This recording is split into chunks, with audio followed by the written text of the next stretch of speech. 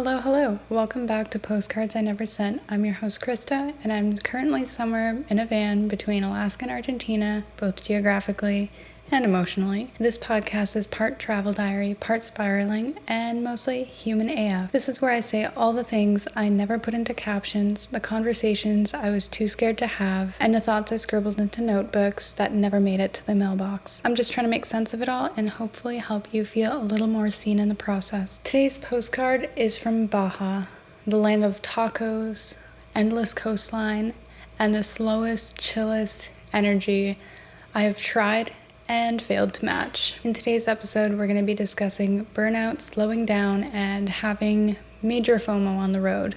It's a real thing, I promise you. Thank you for tuning in wherever you're tuning in from, whether it's on Spotify, Apple Podcasts, or elsewhere. And a special thanks if you're from YouTube, because you can actually see me, and this is the first time I'm actually filming me on camera doing this. And I'm so not used to doing these long talking segments. Usually I'm filming travel videos, sharing my adventures, where I can actually think about like 2 or 3 sentences and then start recording myself filming it. But this is a really long thing. So I have a ton of notes on my Mac so that I can remember everything that I need to say. So if I am looking down reading a little bit, that's why. Before we get into it, I'm going to share some updates on where I'm at, what's been going on, and just some random things that's happened to me lately. And if you don't care, well, too bad. I'm going to talk about it anyways, but I'll try to remember to put a timestamp in so you know exactly where to skip ahead to get into the actual nitty-gritty of this podcast. I already have a feeling that this is going to be a much longer podcast than the last 3, so grab a drink and get cozy. And try to make sure it's one of those cute aesthetic drinks. This is mine. It's not very cute and aesthetic at this point, but yeah, it's my Ice London fog.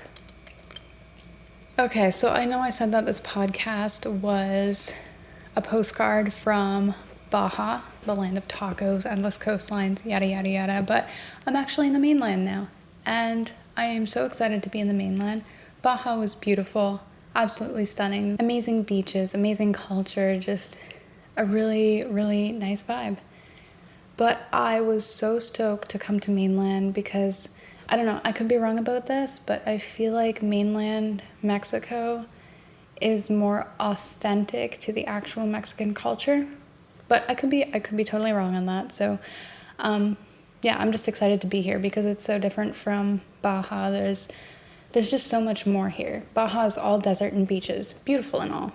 And there's some like mountains and stuff, but I'm so excited to see trees again, like actual lush trees. I'm excited to see like a rainforest and jungle and more wildlife. So I'm super stoked to be in the mainland. We actually took the ferry, the TMC ferry, to get here about a week ago now, maybe less than a week ago, about a week ago.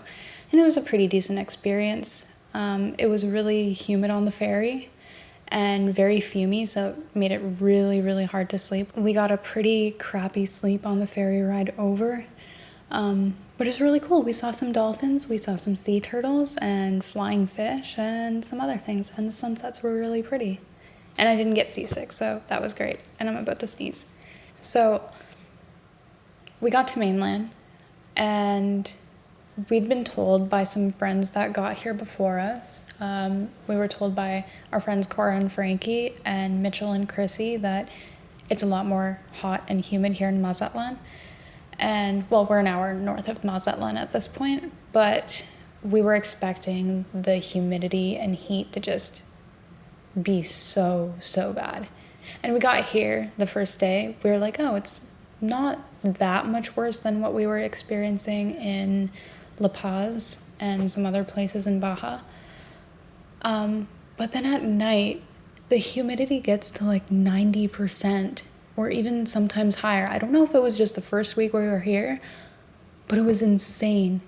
And we were so excited to be able to be parked somewhere and get a good night's rest after having a crappy sleep on the ferry. We did not get a good night's sleep. We had like 5 fans surrounding us. We're kind of in town, and so we couldn't keep the doors open because that's kind of sketchy in a town. But we have our overhead ceiling fan on, and we have these 5 little mini fans just running all night, and we're just like so clammy and sweaty, and it's so humid and gross. But it was a struggle, and that's one of the biggest struggles we have, is not having an AC. So that was fun. And we were warned by my friend Chrissy, like, be prepared to be slapped in the face with humidity. When we first got here, we're like, it's not that bad, it's the same. But it's really not. It's really humid and sticky here. We've been working on a really big YouTube video. It will be out soon, I really hope. But it's our big Pan-American, USA and Canada part of the adventure, all in one big long video. Well, actually, we have to split it into 2 parts, otherwise it'd be like 7 or 8 hours long. I think the first part's gonna be like 3.5 hours, but I have to record voiceovers. And unfortunately, doing this podcast, I have this teeny tiny little mic. You guys on YouTube can see it. But I'm in a room that's very echoey right now, and I feel like the audio quality is not going to be the greatest. So when I filmed my voiceovers and when I filmed my last podcast, I was in the van, a little metal box with a bunch of flat surfaces, not much to absorb the echo, the sound bouncing off of stuff. So I'm in the van in 100 degrees. About 100 degrees Fahrenheit, around almost 40 Celsius. And to help with sound absorption, I have my comforter over me, and the door's closed, the fan's off, so that there's no background noise. Like, I'm in this house here and I have the AC off so that I don't have as much background noise, and I can feel it like slowly getting warmer. But it'll take a little longer. In the van, it's a different story. It gets so hot in there so fast. And so imagine, it's like 40-something Celsius, or no, not 40-something, 30-something Celsius, nearly 40, almost 100 degrees Fahrenheit. Doors are closed, the heat is just like building up and getting so humid, and I'm under a comforter recording voiceovers for 40 minutes.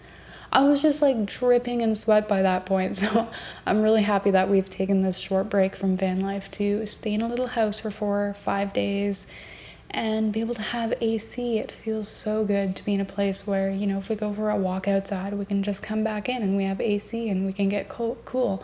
And we have a shower. We can shower every single day. It's great. And I was telling Will how I could totally live in a house this small. Like, I don't even know how to describe the size of this house, but there's one room right here that I'm in, and there's a tiny little kitchen, there's a table in the middle, and then there's a couch. There's nothing else here. And then there's an outdoor shower in one room. It's with a tiny bathroom. And then there's a bedroom that's like an okay size, and there's 2 double beds. And I'm like, this feels so great. But when you live in a van and you're in a small, tiny living space for so long, anything bigger than that feels so luxurious. And I've really been enjoying swimming in the swimming pool. I grew up with a swimming pool, and I used to basically be in it every day when I was a kid, so I've been enjoying that as well. And I'm not the type of girl that like sits by the pool with my goggles, sits by the pool in my swimsuit, laying on a little chair, getting a suntan. I sometimes do that, but I'm the girl that's like, dude, hand me my goggles. I'm gonna go do some handstands. I'm gonna go swim underwater as long as I can, holding my breath, see how far I can go. It's so much more fun that way. Okay, so now to the whole point of this episode. I swear this is gonna be like 2 hours long. I apologize in advance for that, but I've got a lot to say. So one of the biggest lessons that I've been learning since starting van life is the importance of slowing down while living this lifestyle. It is so important because travel burnout is so real. Like, nobody tells you that the burnout is so real.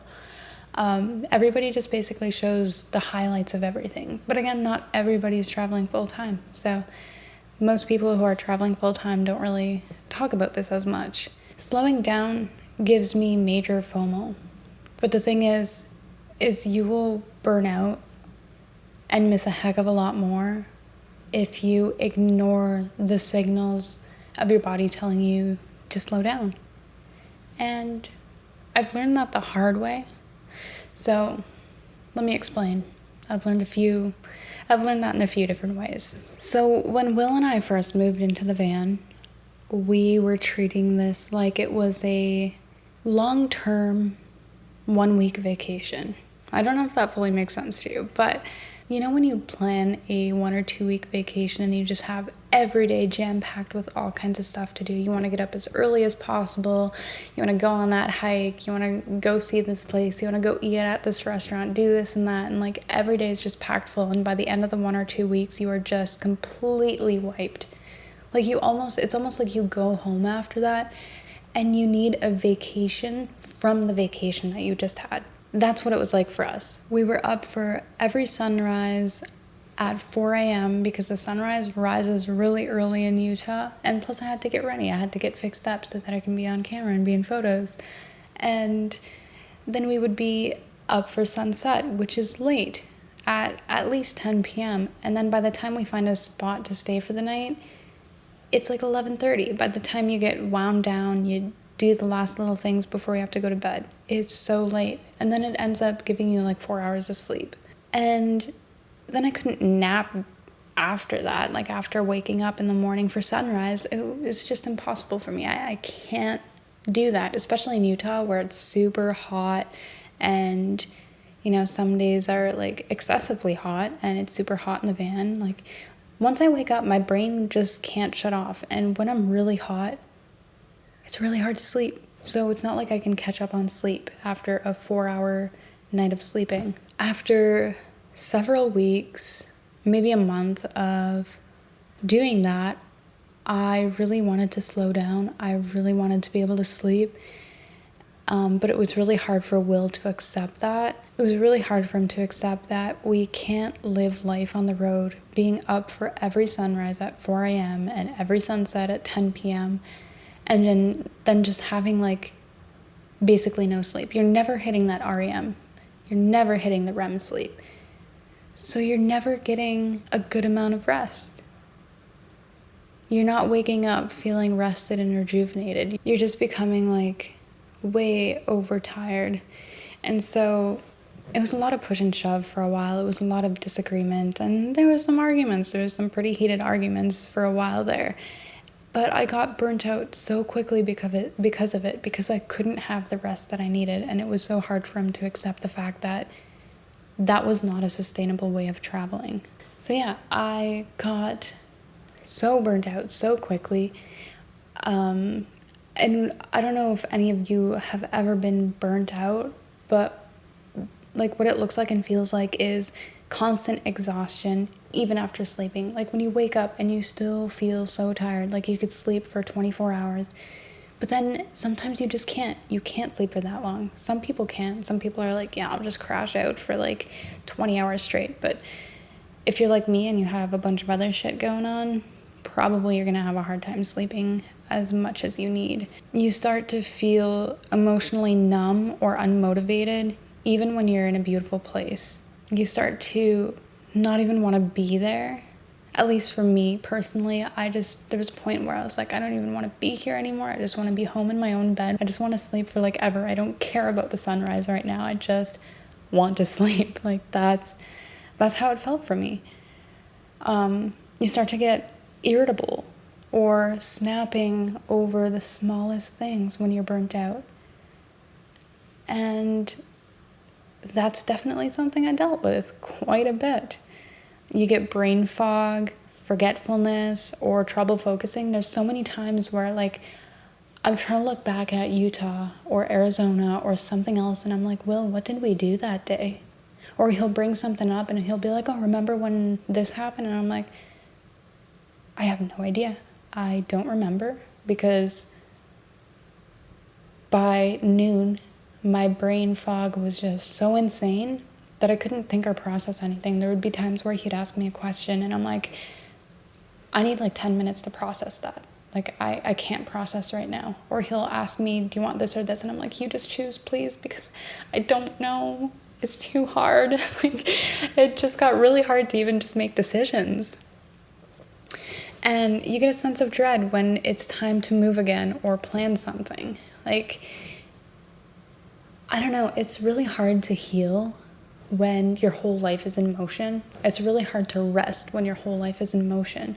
The only way to rest is just by like staying put and actively just trying to chill. You know, not like laying in bed scrolling on your phone, like just actually chill. And when you're constantly on the go, like, okay, tomorrow we gotta drive like 2 hours to go to another place. Like, you ever just go on a road trip, you drive a couple hours and you get back and you're just so tired? That's van life. And that is not good for your burnout.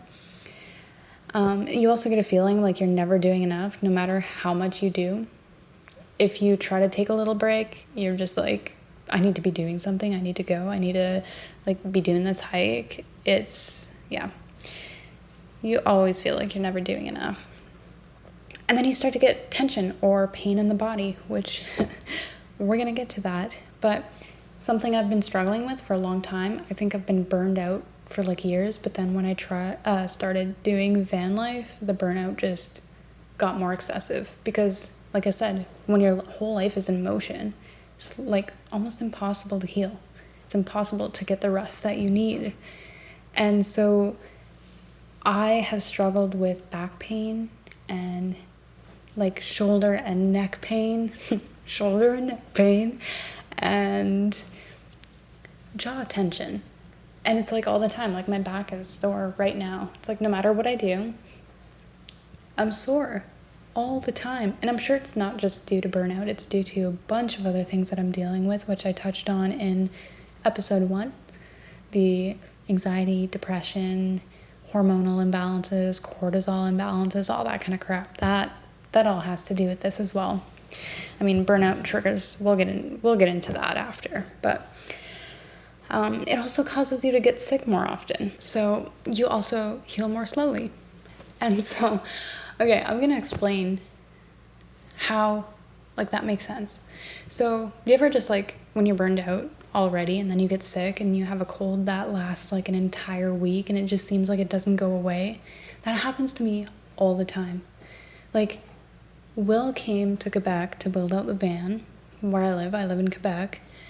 And he ended up bringing COVID with him. All he got was a little sniffle. And of course I got it too. And I'm out for an entire week, just so sick, so sick. And I'm locked up in my room because it's COVID, right? And yeah, for a whole week. And then I had lingering symptoms for a good 3 weeks. It was not fun. And it's like that every time I get a cold. Like Will had, like I said, he had the sniffles and it went away in a couple of days. But no, when I get sick, it lasts a long time. Another example, just before we started van life, I had an ingrown hair on my leg, like right there. I think you can see that if you're watching from YouTube. And it really hurt. So funny story, I go see Will with my ingrown hair. I didn't know what it was, and I showed Will, and I was like, this really hurts. And he goes and pokes it. Like, ow. Like, it hurts so much. And I'm like, why would you go poke it? I just said it hurt. Like, genius. Anyways, so that was February-ish, 2024. So a year and a half ago. I still have a lingering bruise from that. It's still there. It's very faint, but I can see exactly where it was. I don't know if it's permanent. I don't know if it'll go away, but clearly it's taking a very long time to heal, if it'll ever actually go away. So when I started to feel the burnout, I kept telling myself that I needed rest. And I kept telling Will, I need rest, I need to sleep, I need to be able to just relax. Like, I don't want to get up for sunrise. I don't want to be up for sunset. I don't want a camera in my face. I just want to be able to chill and enjoy this place without having to do anything. Like I said, that was really, really hard for him to accept. And I mean, there was still a part of me that's like, I need to do like 20 hikes. I need to go on a hike today, but I need to rest. I need to do this. I need to do that. And I'd be like, oh my gosh, I need to rest. I really need to rest. I'm so tired. And then the other part of me is like, no, you gotta be doing more. You gotta go for a hike. You gotta go create some content. You know, there's like my brain just would not shut up. Like, it felt like if I rested, I wasn't doing enough. But if I went out and did something, like my internal world wasn't going to improve in any way. And it's really hard when you have two very, very conflicting emotions like that. And also having a lot of pressure from Will. And by the way, Will's great. I'm not trying to sound like I'm complaining about him. This was just one of the struggles we had in the beginning.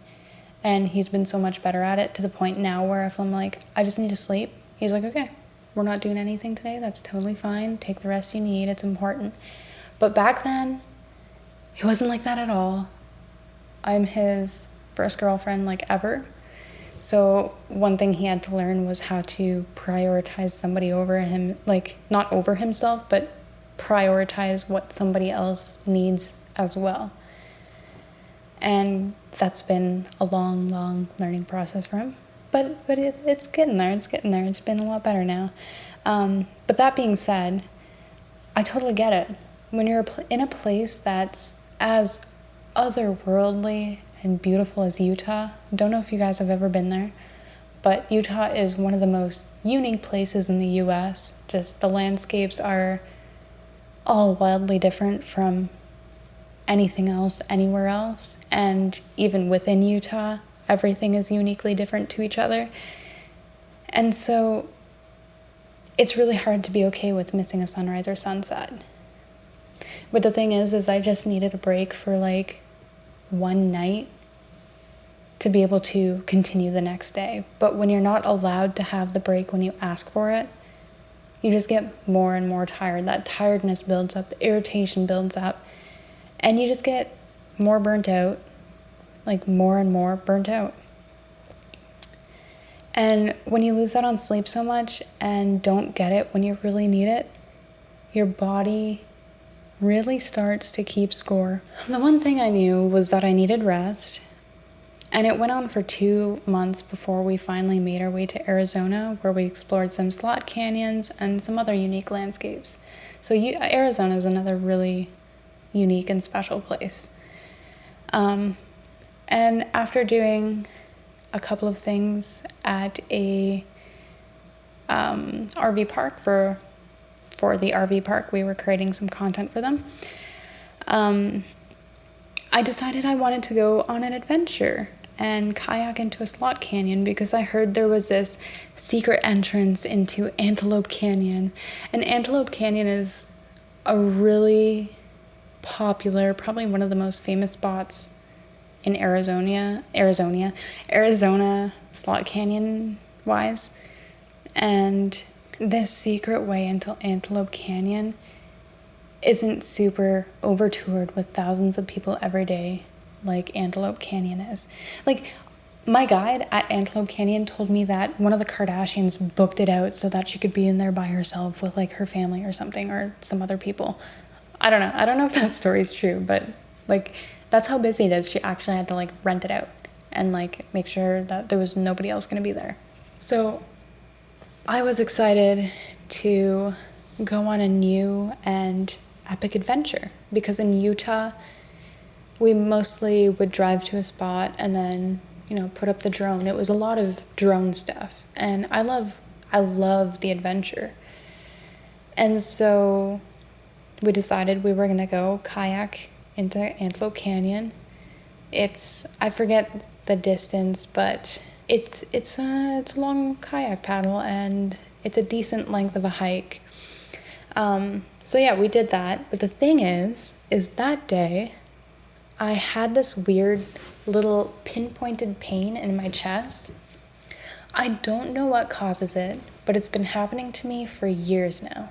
I don't remember whatever caused it in the first place. But just out of nowhere, I'll get this pinpointed pain, basically in the center of my chest. And it's like a sharp pain, but it's not like super bad. Like if I like twist my shoulders and I move my arms up, I can feel it. Like I can feel it kind of pulling and being more sore when I move. But it would always go away in a couple of days. So I'm like, okay, it's not a big deal. It's back again. whatever, as it, it does. It usually would go away, but it would happen like at least once a year, every year for like the last 4 years or whatever. And so, yeah, that was happening. And I was like, yeah, it'll go away. No big deal.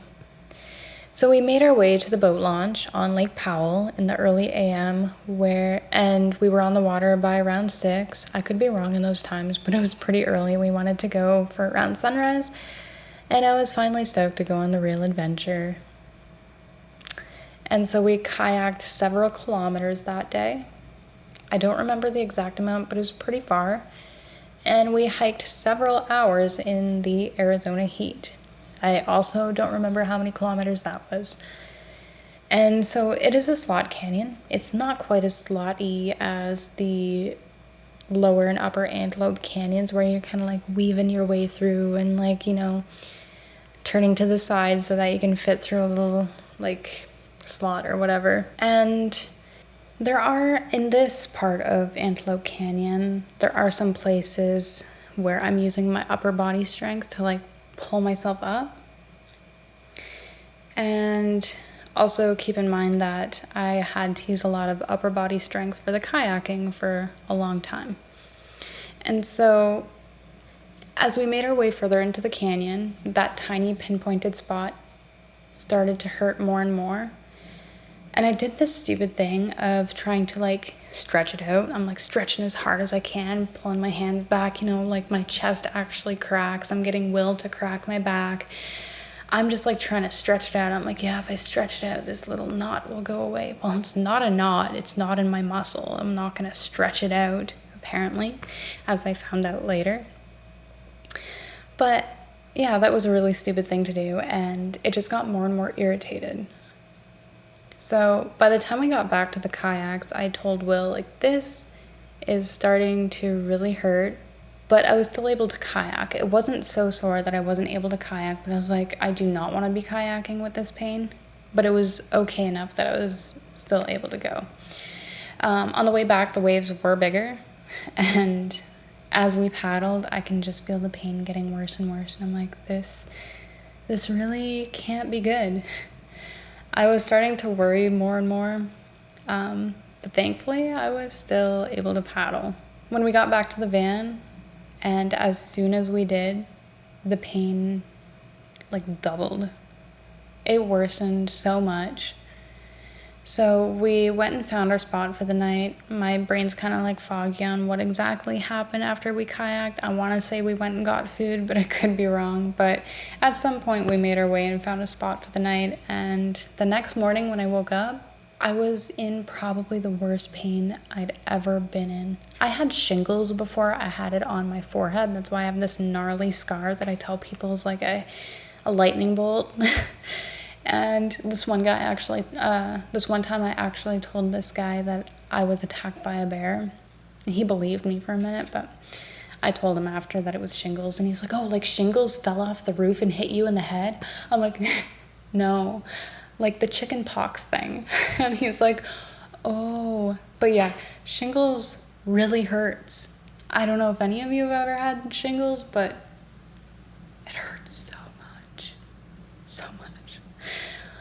But I don't know, I feel like costochondritis hurts more. But yeah, I could not pull myself up out of bed. The pain was so bad. Will had to help me get up carefully. Like he actually had to like hold my back, hold my neck, and like sit me up. And I couldn't put my arms up. I couldn't even hold a cup of water because it hurt so much. Like, Will tried to give me a cup of water. He did everything for me when I was going through this pain because I couldn't, like I said, like I couldn't even hold a cup of water. Like, my drink right now, this would hurt way too much to be able to hold. And I'm going to take a sip now because it's so good.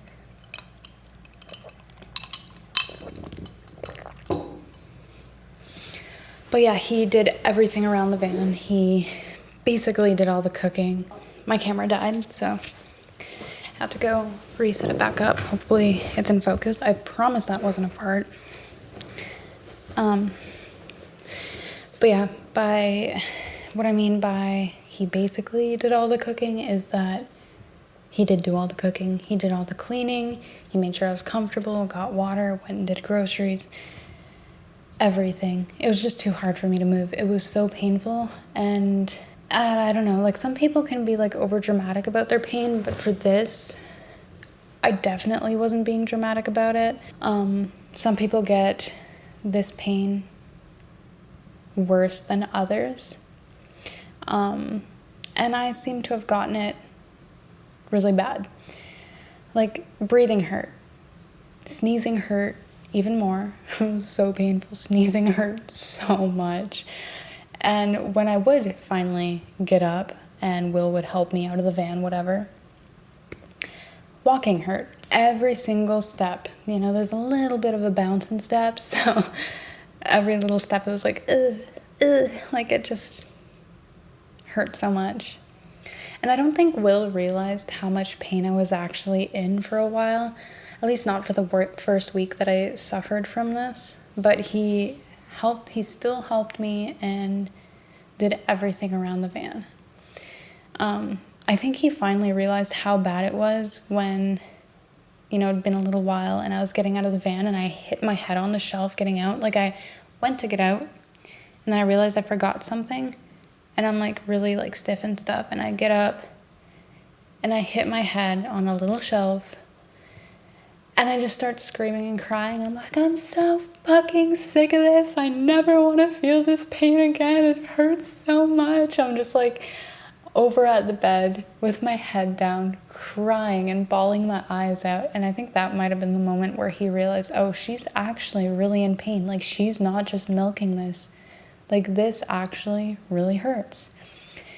And we did some looking one of the first days that I had it to see what it could be, like what the heck could possibly be wrong with me, because surely it wasn't a heart attack or a stroke, because it definitely wouldn't last that long, and it wouldn't be like a slight pain that slowly gets worse, you know? Okay, so the camera died again. It didn't die, it just powered off.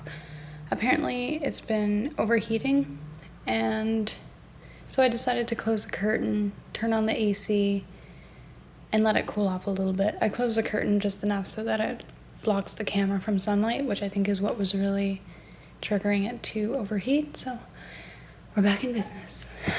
And I'm really warm. It's getting really warm in here because the AC's off again. It just creates so much background noise, so gotta do what you gotta do. I'll just go jump in the pool after. So, like I said, I don't even know where I was.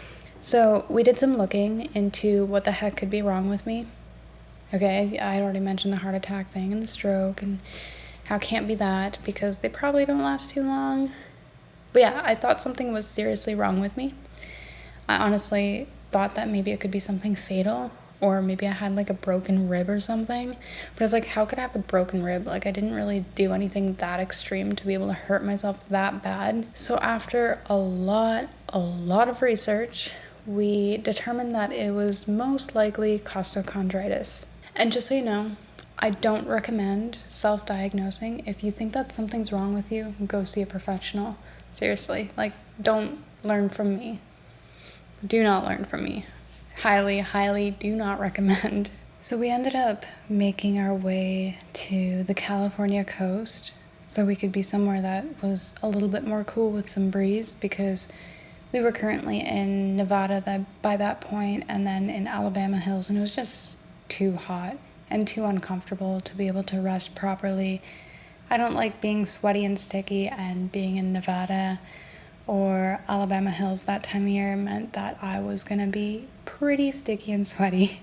And like, as a Canadian, I get really hot easily. I don't know, maybe it's partially my hormonal imbalances and cortisol imbalances, but I'm gonna blame part of it on being Canadian. When I'm somewhere that's hot, it's excessively hot for me, and I sweat way too easily. And the coast was just so much cooler and so much more comfortable and allowed me to be able to rest a lot better. But of course, my costo kept flaring up full force, so we looked into more different ways to help.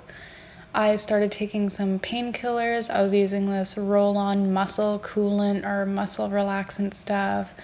I was taking, is it called Dons? I don't know. I forget what it's called, but yeah, it's some kind of like pill that's specifically for relaxing your muscles and stuff. And I bought a few different types of supplements that I thought would help. And eventually we came across the back pod while watching some YouTube videos. And this person was struggling with costochondritis for years and years and years, and it would just not go away. And, you know, I'm in the midst of it, and I'm like, oh my God, my life is going to be ruined. I'm never going to be able to go backpacking again. Like, I'm going to suffer from costochondritis for the rest of my life. It's going to be a constant on and off pain. I'm like freaking out. Like, of course I don't want that. That's like gonna change my life so much and in ways that I don't want it to change. And so, yeah, we discovered the back pod through a YouTube video, and this person was like, ever since I've had the back pod, my costochondritis hasn't been flaring up, and I've been kind of okay. Like, it's basically healed my costochondritis, and if I feel it coming back on, I just use the back pod again. So I'm like, you know what? I'm going to spend the $80, spend my pretty pennies on this back pod thing. It's this weird, like, green, oval-shaped, like, dome-shaped thing that you, like, lay on the ground. And you lay on it, and you place it in the middle of your back, and you just kind of, like, lay there. I think you lift your arms. It's been a while since I've used it. So you, like, lift your arms up over your head, and you just, like, relax and let it basically like stretch out your ribs. So essentially costochondritis is your ribs kind of, like, I don't know the full terms for it. Like, I don't know the scientific shit for it, but it's basically like your ribs kind of like tighten up. Yeah, that's the best way I can explain it. If you want to know what costochondritis is, go look it up, because I suck at explaining it. But yeah, so I got that, spent my pretty pennies on it, and used that for a few weeks, and yeah, it went away after a couple of weeks of using it, and it never came back up until, so it's been like a year now since I had costochondritis. It was like, I believe it was in April that I got it, maybe May, and this May, like last month, I had that pain in my chest, and I did the stupid thing of stretching it out, and I felt it getting worse and worse, and I looked at Will, and I was like, I'm about to get full-blown costochondritis again. And I was so disappointed by that. I so did not want to have full-blown costochondritis again. It was not something that I wanted. I'm covering my feet because my toenails are not very beautiful right now, so I'm kind of gross and gnarly, but but yeah, so I just felt it coming on, and it got worse and worse, and I was stupid by stretching it out as hard as I could. So of course it gets really like painful again, but it didn't get nearly as painful as it did last time, and it went away after a couple of days without really having to do anything, because I was like, I need a few days to rest, and Mill's like, okay, we're just gonna take it easy for a few days. I was like, okay, good, and it went away in a few days. So other than that, it hasn't come back full blown to the point where I can't hold a cup or I can't do anything. But every now and then I do get that little sharp pain in my chest, that pinpointed pain, and I just kind of take it easy and let it be, make sure that it goes away, because I'm so terrified to get costo again. And you know, I think getting costochondritis by that point was my body's way of saying like, okay, so you're not gonna slow down. Well, here you fucking go. Here's a little pinpointed pain in the middle of your chest. Go ahead and push yourself. Let your boyfriend push you too. See what happens. So of course I go kayaking, and then boom, my body's like, now you have to slow down. Like, I'm pretty sure it was literally my body keeping score and being like, okay, she's not gonna slow down. Her boyfriend's not gonna let her slow down, and she's not stepping up enough to fight for that. Well, I kind of was fighting for it. But here you go. Now you have to rest, because you literally can't do anything.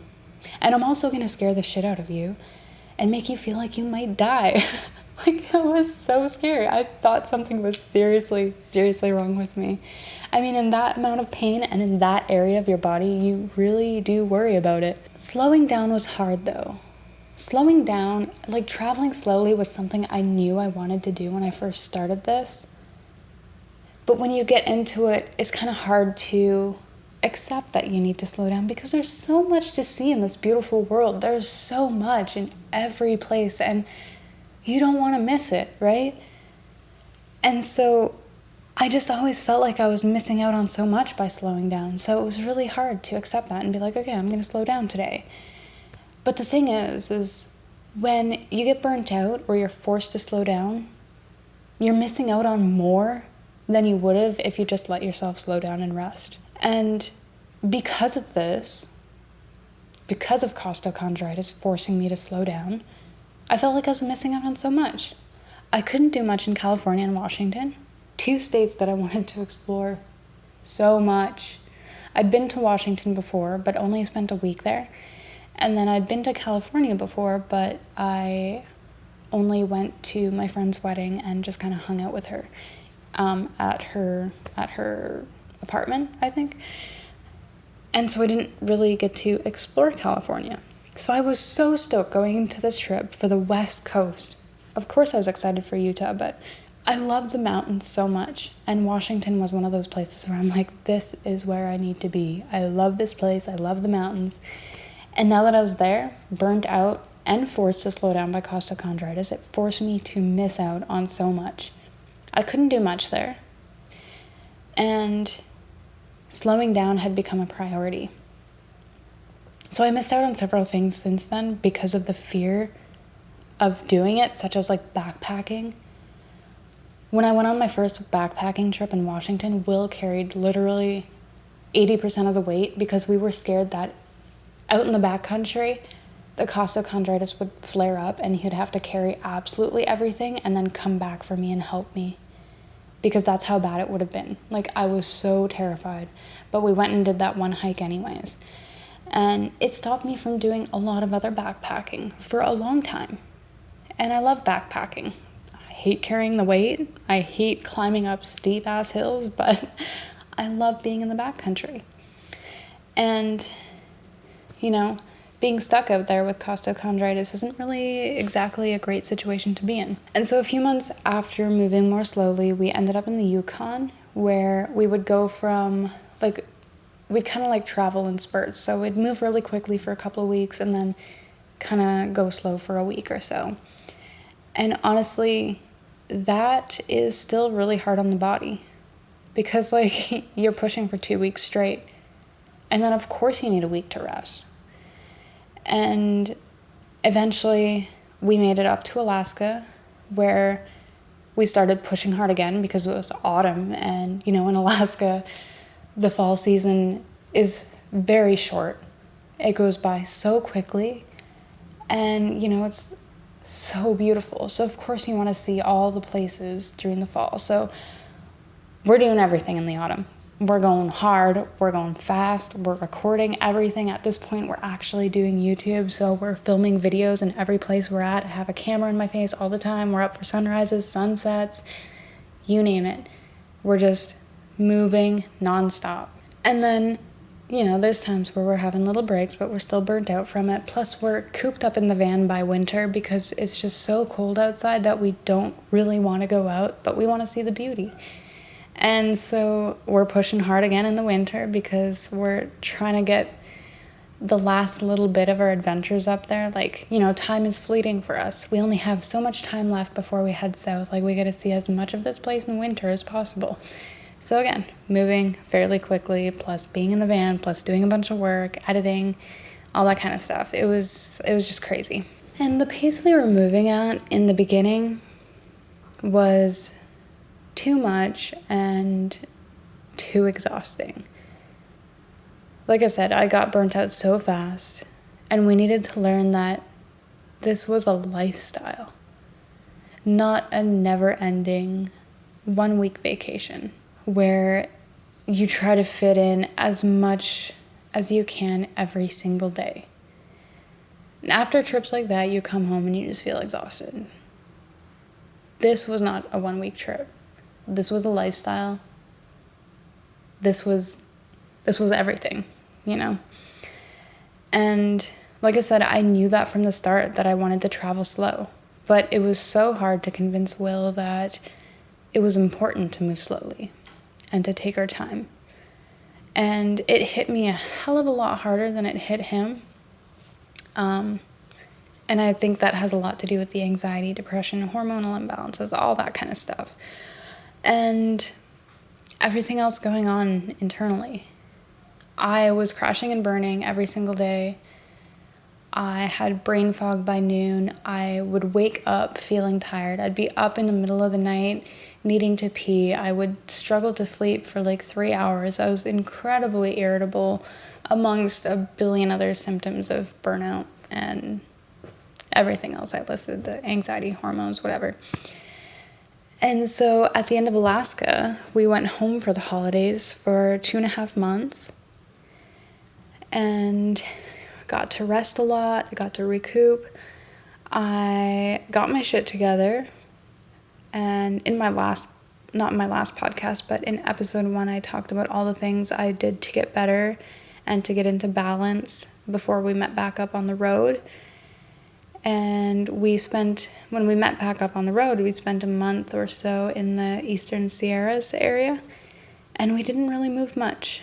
And, it was nice to just be in one spot for a prolonged period of time and not feel like I was gonna burn out. After that, we hit the road to Baja. And by then, I'm feeling pretty good. I'm feeling like, I'm not waking up in the middle of the night anymore. I'm a little less irritable. My brain fog is kind of going away. I feel like 50% better, maybe like 35% better. And so when we got to Baja, when we crossed the border to Baja, I was ready to go. I'm like, yeah, new place, new country. I'm ready to see all the things. We started to get our route mapped out.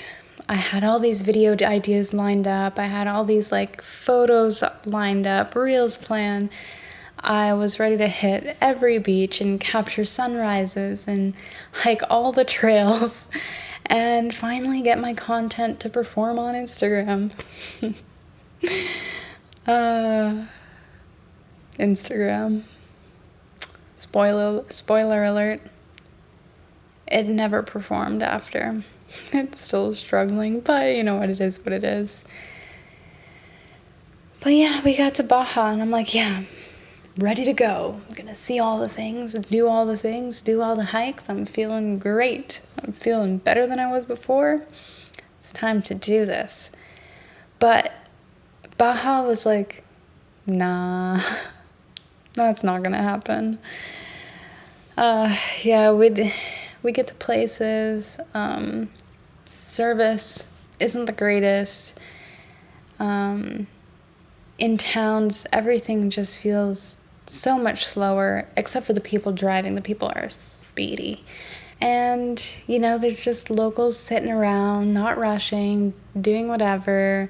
There's just dogs napping in the middle of the road, not giving a care if you're driving by. It just felt like everything in Baja was like, yo, you need to slow down and chill. Remember what happened before? Well, this place is going to teach you a lesson too. But I was feeling antsy. I was so excited to be in a new place. I'm like, this place is new. This is different. There's beaches. And, we only have 6 months in Mexico. So we got to see as much as we can. It's a big country.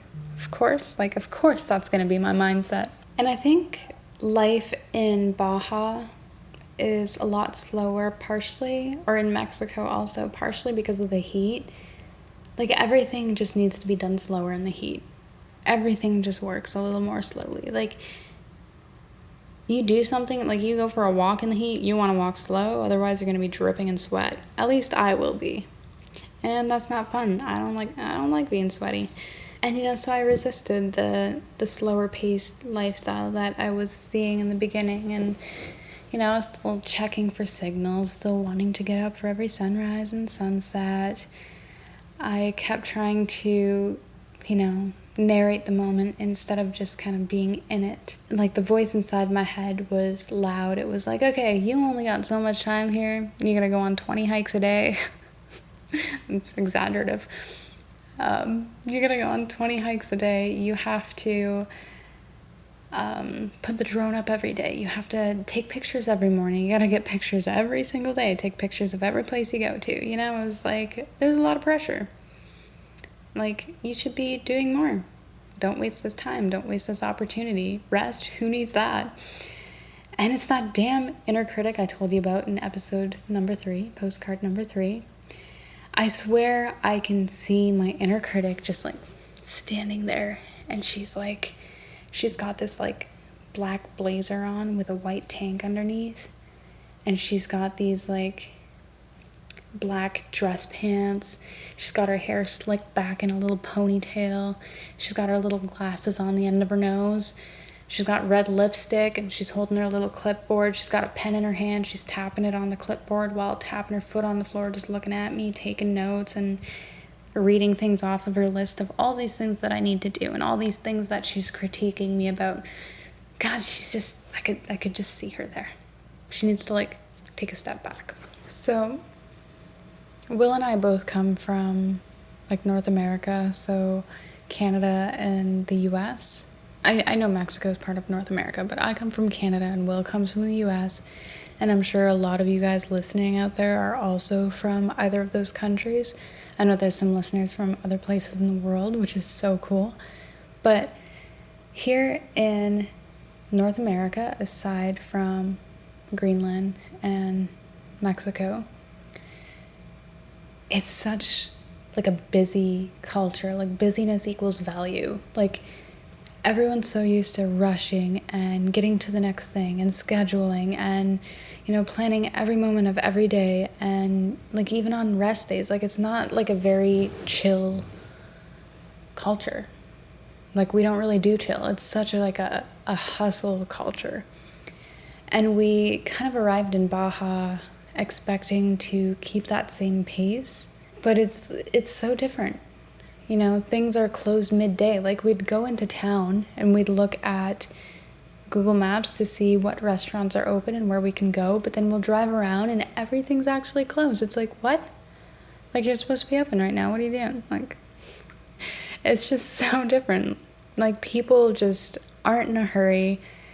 And, you know, sometimes it's just like we go to a restaurant and it's closed, and it's like, well, now what? Like, this place is supposed to be open. That would rarely ever happen in Canada or the US. And I mean, there's nothing wrong with that, but it's just not what we were expecting at all. And, you know, seeing this, like, I started questioning, like, why is it that I feel so anxious that I'm doing nothing? Like, if I take some time to just rest or just chill and do nothing, I feel like I'm wasting so much time because of the hustle culture of Canada and the US. Like, it really makes you always feel like you're not doing enough if you rest. Or like, you'll go out to the beach on a Wednesday and it'll just be packed with locals.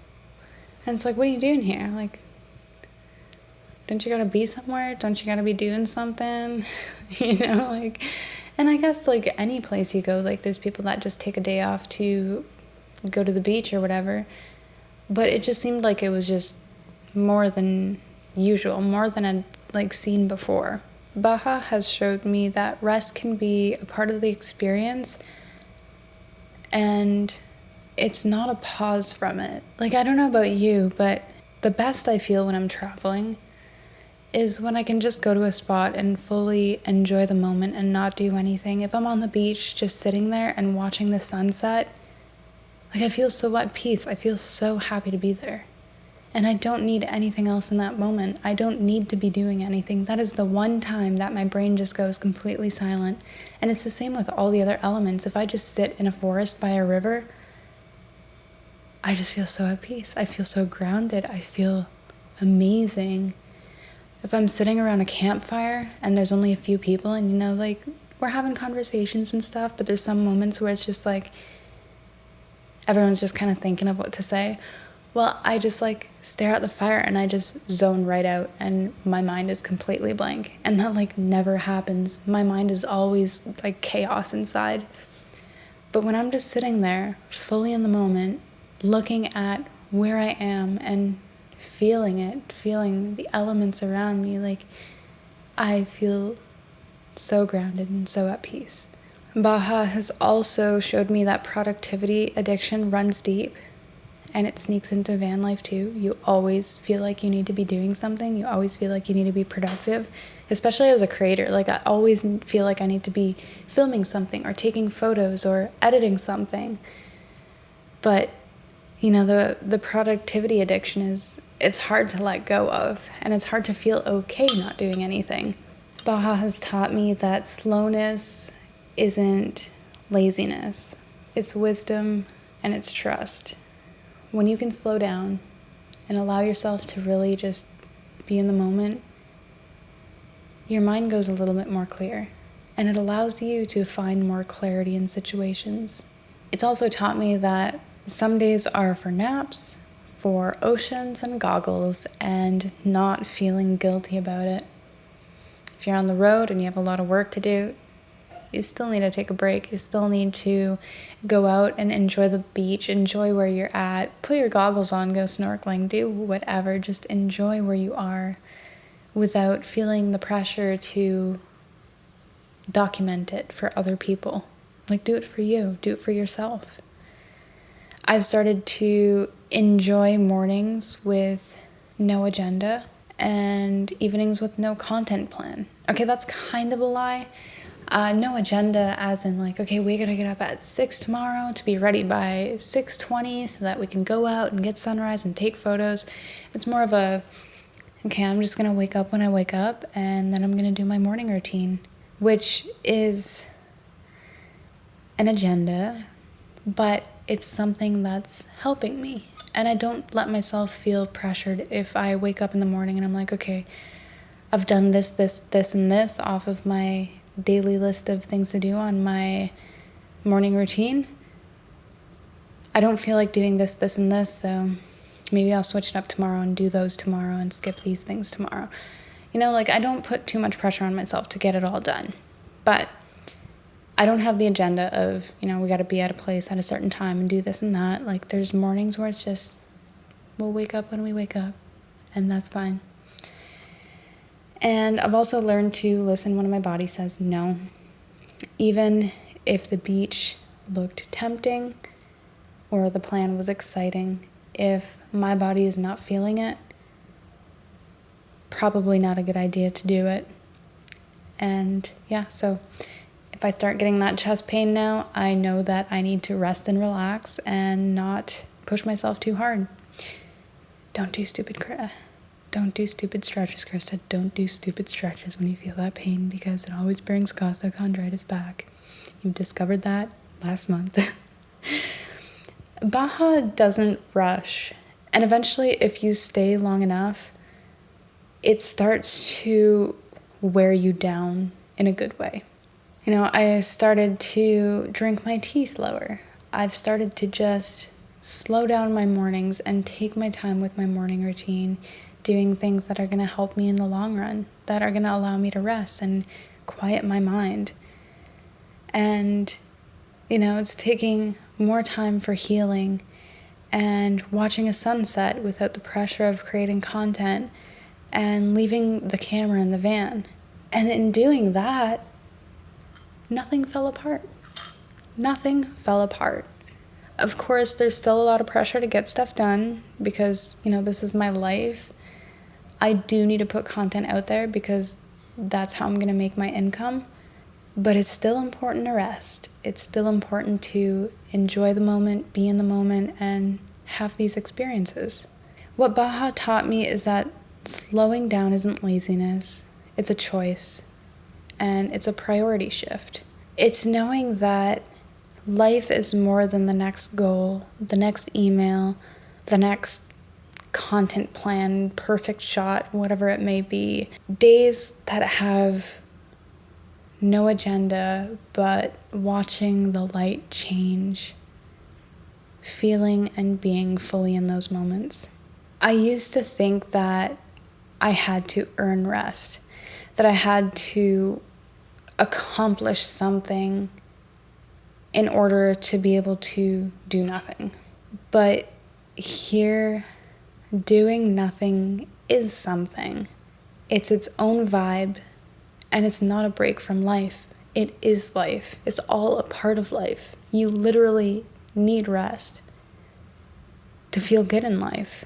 I think part of the reason why it's so hard to slow down is so much of our worth is tied to output, especially as a content creator. If I'm not posting, I'm not growing. And if I'm not growing, I'm not getting any reach. And if I'm not posting, and I'm not getting any reach, and I'm not growing, it's harder to make money. And that's a very real thing. And sometimes it just feels like I'm falling behind. But then I look around and I realize that most peaceful people I've seen in Baja, they don't even have a phone.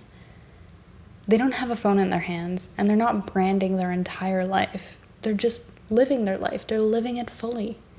They're not recording every single moment. They're not taking pictures of every single thing. Sometimes they just don't even have a phone. And, I love documenting my life. I love taking pictures, but some of it just feels too curated to the point where it has caused that burnout. It has caused a lot of frustrations. And I want to be able to live life fully. And slowing down to reduce burnout and to prevent burnout, in doing that, it doesn't mean you have to stop dreaming. It just means you need to take a damn breath between all the dreams. But of course, with all of that, even though slowing down is so important, because burnout fucking sucks, with that comes major FOMO. Major FOMO. On the road, I feel so much fear of missing out on so many different things. And I saw that when I was in Washington and I couldn't do anything and I couldn't go backpacking. I already told you about that. I'm not going to go into detail about that again, but yes, we're traveling full time, but everything in the van takes so much longer. So the dishes take longer. We don't have hot running water. You ever try to wash oily dishes with cold water? It's not that fun.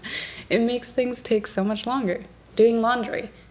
A lot of times when we decide, okay, through this town, we're going to do laundry, it takes us time to find a good laundromat, and then we have to go and actually do the laundry. Cleaning takes longer. I can't tell you how many times a day we have to sweep the van because we're trekking in sand all the time.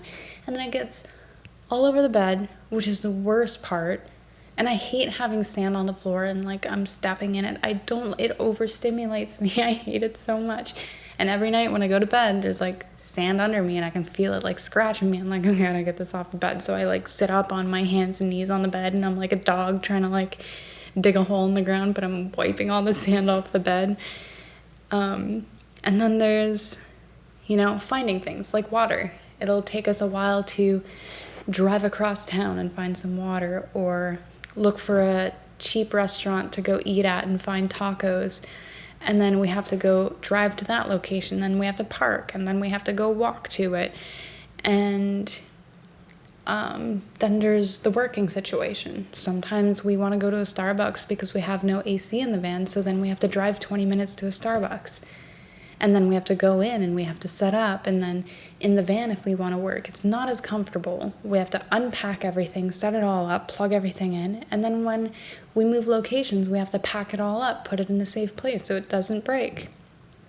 And then it gets so hot and so humid in the van. I already went through that earlier in this episode. And we have lots of editing to do to get YouTube videos out. We have photos to edit, which takes tons of time from adventuring. But we love it. We love doing this. We love sharing content. And I love that I started this podcast. This might be a 2-hour-long podcast, and I'm sitting here doing this when I could be out enjoying the pool. But I'm enjoying this. I love it. I feel like it's something I'm really called to do, so I still want to do it. But it does take so much time. And, passing through a town ends up taking a full day. It's not just okay, we're going to make a quick stop at the grocery store. No, it takes forever. It turns into a whole day thing. We got to go do groceries, got to drive to the grocery store, and then we have to drive to find water, and then we have to drive to go find other things. It literally turns into a full day thing. And then there's driving from location to location. When we move to a new destination, sometimes it's a 3-hour driving day. Sometimes it's only an hour. Sometimes it's less. But more often than not, it does take a long time. And then when you're moving every day, you have to pack everything up, put everything in a safe space, and get ready to hit the road. And sometimes that even takes half an hour to get ready and do. So there's a lot of things in van life that take up a lot of time. And when you combine that and needing to rest from your travels and not do too much and slowing down, you lose a lot of time to actually do all the adventures you want to do. And van life is great. I love it. I do not want to trade this lifestyle. And I'm not trying to sound like I'm complaining. I do love it. And there's so much amazing things that come with it. Like waking up in a new spot every day, trying new foods, immersing myself in new cultures, meeting new people, making new friends like Cora and Frankie, Mitchell and Chrissy. Like, there's some of the coolest people I've ever met, and I'm so glad that I met them. We even went off plan to see a lot of places because we ended up spending time with them. And, that took away from actual adventuring, but it was so worth it because we had so much fun with them. But when you add all that up, it does take away from the adventure and seeing the new places. And there's this invisible side of van life that you don't really see. And there's so much pressure to make every day worthy of this lifestyle.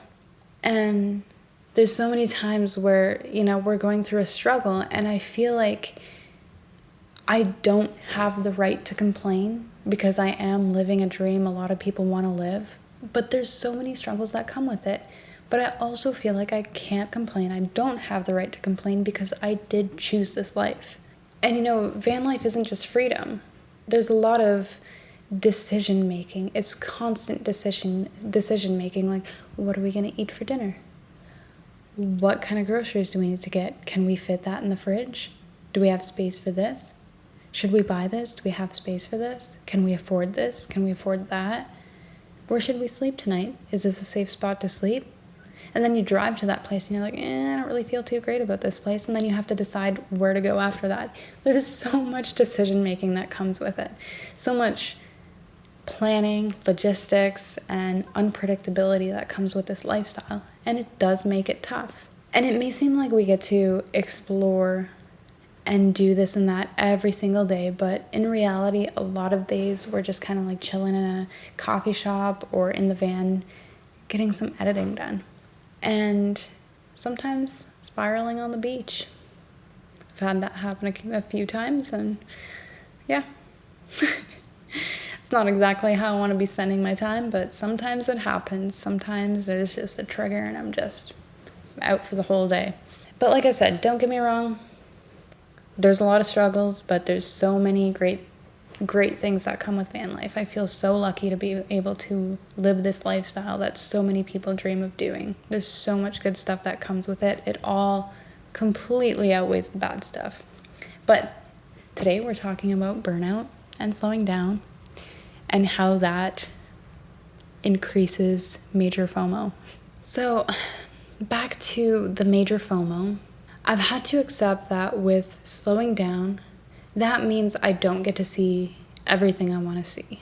And that's been really hard for me to accept. I want to see so much of every place I visit. I want to be able to say, I've been there. I've seen that country. I've been to Jamaica, but I went to a resort. Did I really see Jamaica? Did I really have an authentic Jamaican experience? No, I didn't. And no shame in anyone that loves resorts. That's fine. That's your vibe. You're chilling. That's great and all. Resorts can be fun. But I want to immerse myself in culture, try authentic food, get lost in a city, meet locals, learn about their hidden gems, learn about their culture, like everything. I want to have all those experiences. I want to go to local markets. I want to see all the beautiful landscapes. I don't want to just go to a resort, eat at a buffet, and sit on a beach. Like I said, no shame in anyone who loves that. That's totally fine. And because this is a lifestyle and we only get so much time exploring each country, that means a lot of time gets put into doing all of these everyday tasks that need to be done. And that creates less time exploring.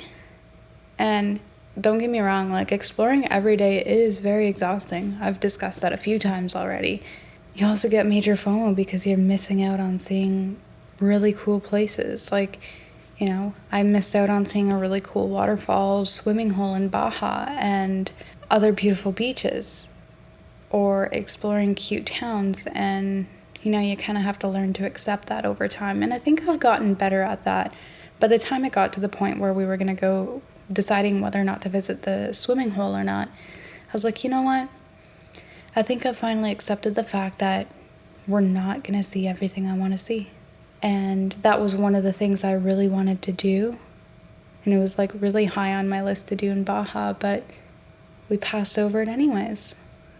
And I think I'm starting to learn that it's okay. And the FOMO is like, it is really real. Like, you start to feel guilty for skipping must-see destinations or experiences, or comparing your travels to other people who are also traveling. Oh, they did this and did that, and I didn't get to do that thing. They seem to get to do it all. But what we need to know or realize is people who are doing short-term travels, they are not seeing it all.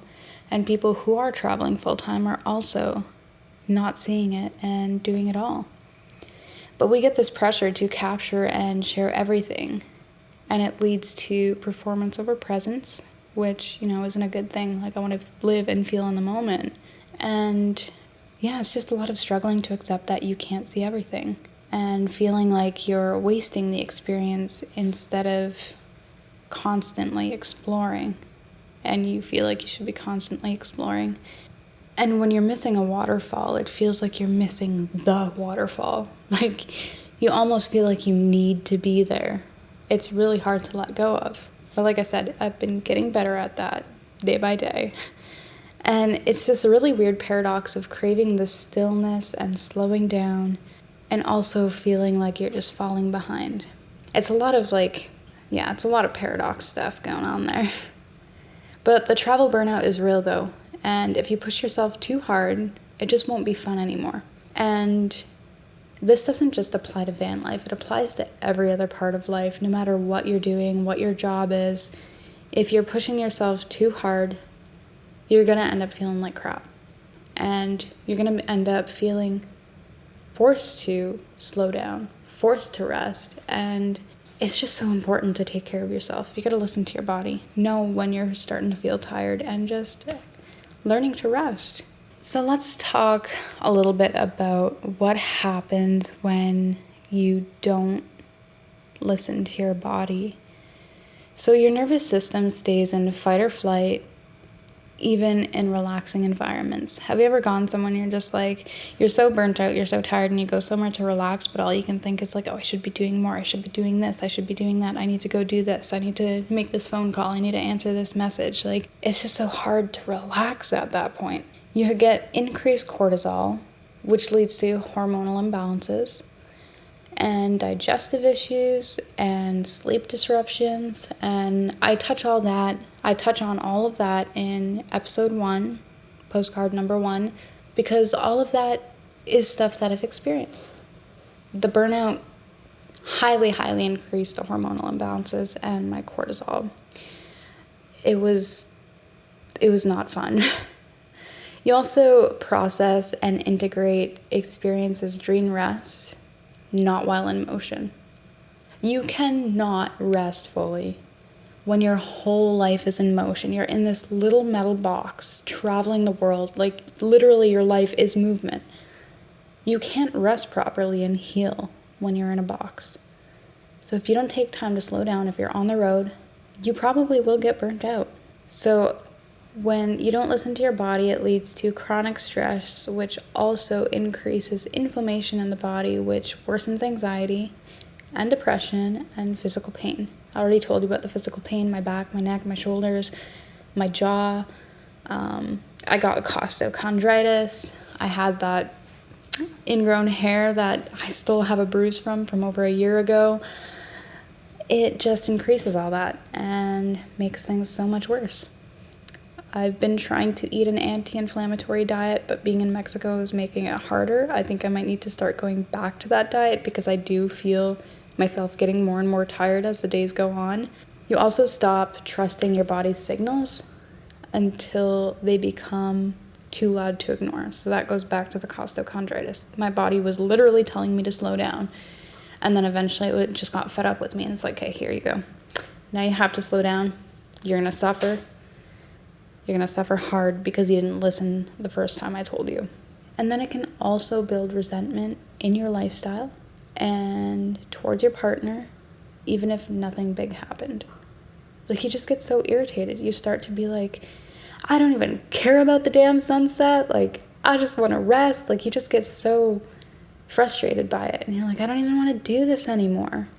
So if you love this lifestyle and you want to keep doing it, don't burn yourself out. Take the rest. I keep telling you, take the rest. Just trust me on that. It also prevents the everything was a blur feeling at the end of your trip. I can't tell you how many times I mentioned this earlier that Will's like, oh, you remember this thing that? No, I do not remember this thing that happened. Like, I have no recollection of it. No idea. Don't know what happened that day. Don't know what we did. Completely gone. Gone. So what we need to do is learn to reframe rest. So rest is actually a skill.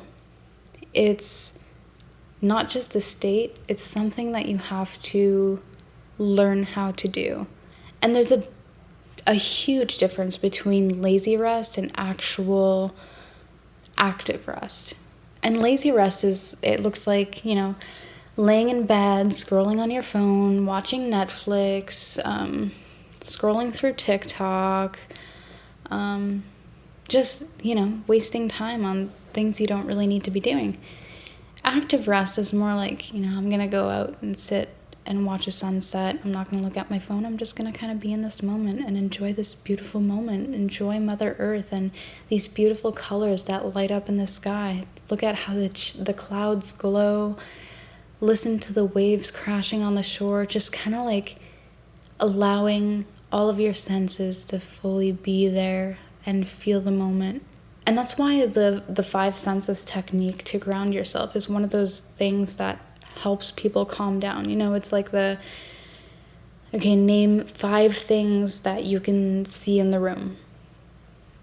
Now, look around and name those 5 things. So, I see those really cool aesthetic little light bulbs. I can see my sunglasses on the table.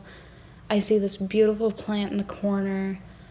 I see this beautiful framed artwork on the wall, and I can see my shorts on the floor where they shouldn't be, but we're not going to focus on that. And then name 4 things you can touch, or 4 things you feel. So right now I feel my hair touching my shoulders. I can feel the weight of myself sitting on this couch. I can feel the mic in my hands. I can feel this weight in my chest right now. I can feel it.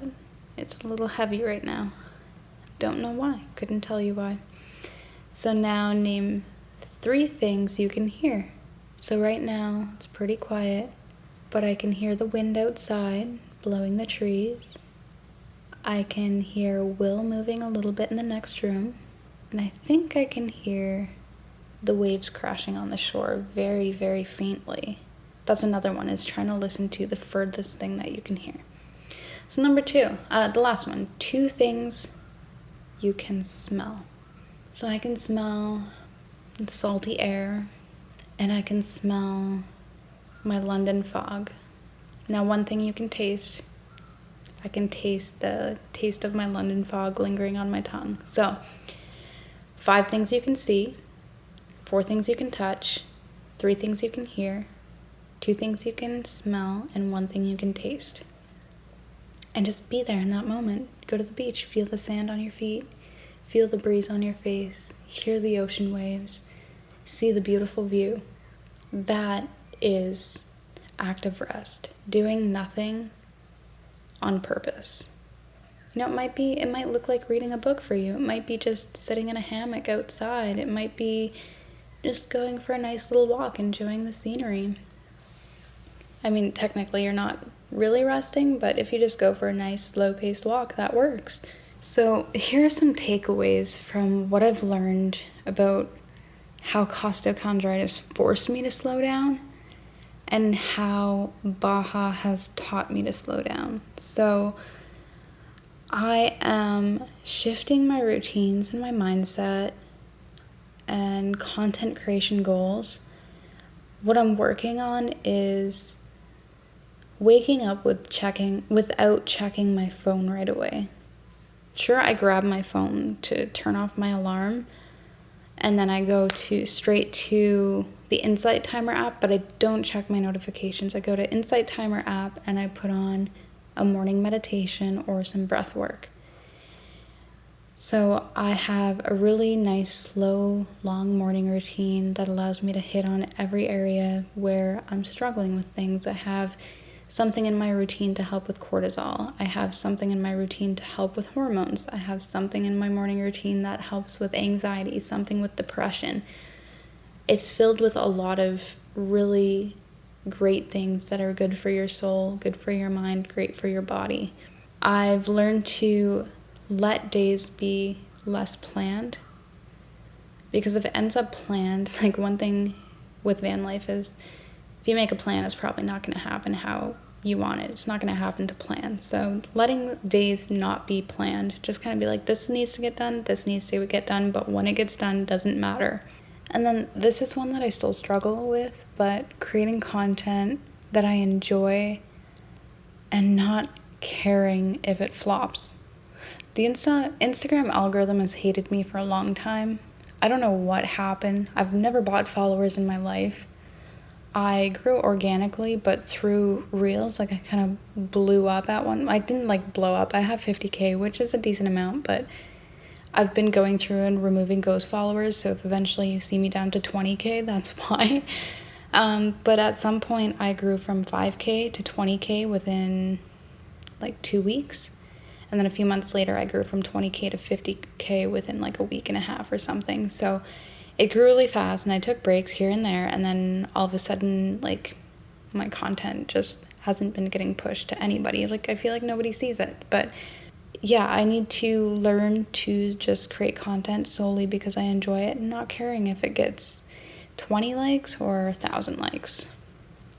But it's been a really big struggle.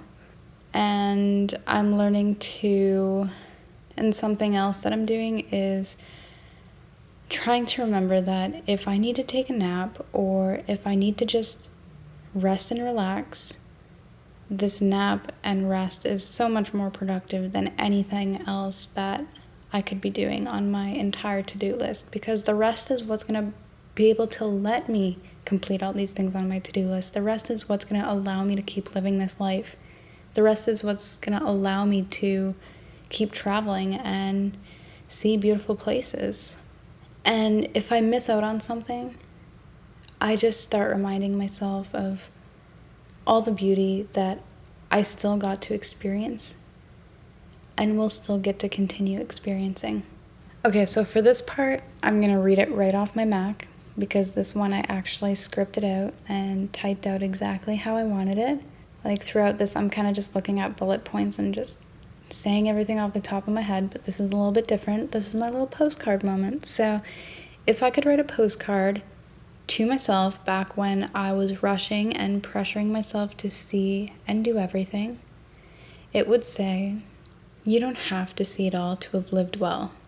You don't have to capture every sunrise to remember how it felt. You're allowed to rest, even when the world looks its most beautiful. Your worth isn't tied to how much you do or how far you go. Slow days aren't wasted. They're the reason you can keep going. Take the nap, miss the hike, you're still on an adventure. Thank you so much for listening to this week's episode of Postcards I Never Sent.